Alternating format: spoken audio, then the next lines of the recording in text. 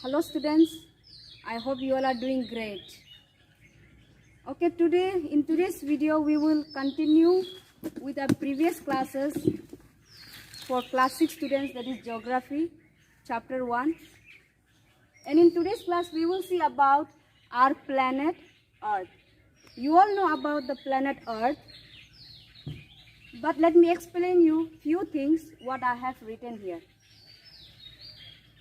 You must be all knowing that our planet Earth is the 5th largest planet of the 8 planets. And it is the 3rd nearest to the sun. The shape of the Earth is spherical and it is flattened at the poles. Flattened at the poles means, you can see here, these are the poles, and it is flat in shape and bulging at the equator. This is the equator. You can see here in the diagram I have done it, and it is having a bulge here. And this shape, it is described as geoid shape. Okay, and this planet is the only planet where life exists, and it is a unique planet because it has optimum distance from the sun. There is average temperature and there are suitable weather conditions and availability of liquid water.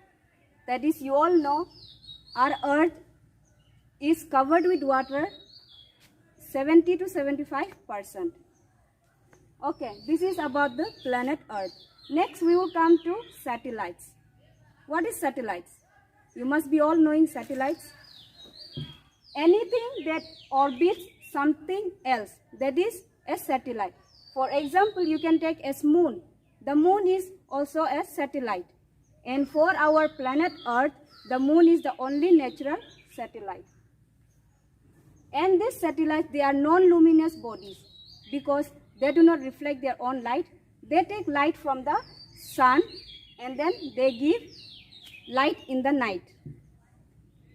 And you all know, in today's world, many man-made satellites have been launched into space to study the weather conditions, to develop telecommunication, to take photographs, and to study about the map. Okay, next we will see about the Earth's moon. You all know about moon? That is the brightest object in the night sky. During the day we see the sun, and during the night we see the moon. Yes or no? And this moon, it has no light of its own. It does not produce its own light. It takes light from the sun. And the moon's diameter is 1/4 of the Earth's diameter. Then you must be thinking why it appears as big as the sun. This is because it is closer to us than the sun. The sun is more far than the moon. That's why we see the moon as big as the sun. The distance of the moon from the sun is 384,400 kilometers. And the moon's surface is rocky and it is covered with dust. The moon has holes on it, and that holes are called craters. And you all know in the moon there is no air, and this moon, it keeps on changing its shape, and that process is called as phases of the moon. You all know, you must have observed the moon before the full moon. There's a small,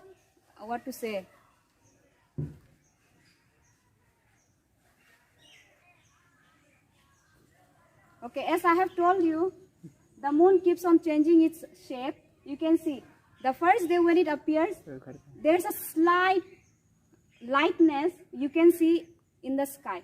Then the next day it increases its size. The next day again it increases little more. Then it keeps on increasing. Then finally you can see the full moon.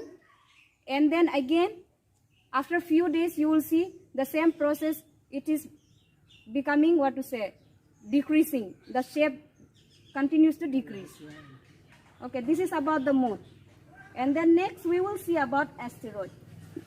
This asteroid is also an object that is present in our universe. And what is this asteroid? This asteroid is a planet-like small bodies revolve around the sun along with the planets. And the largest asteroid is the Ceres. And then next we have meteors. Meteors are small pieces of rocky material that enter to Earth's atmosphere. Sometimes you must have been noticing in the sky there's a flashing light. Suddenly it appears and then disappears. And that flashing light is called as shooting stars. So I hope you all understood about this lesson. And I request all the students to go through the lessons, understand it, read every sentence, and then try to do your book back exercises.